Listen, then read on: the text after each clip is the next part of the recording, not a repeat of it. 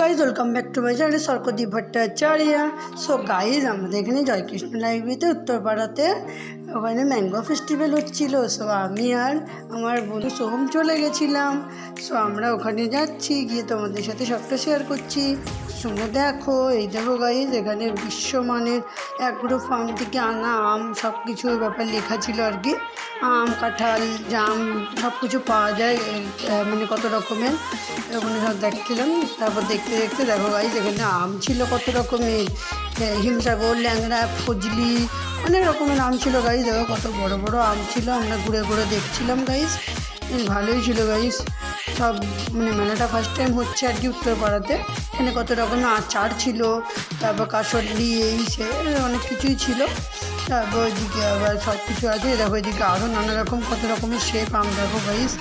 এই দেখো এখানেও আম আছে, এখানে কাস্টার্ড দিয়ে পাওয়া যাচ্ছে।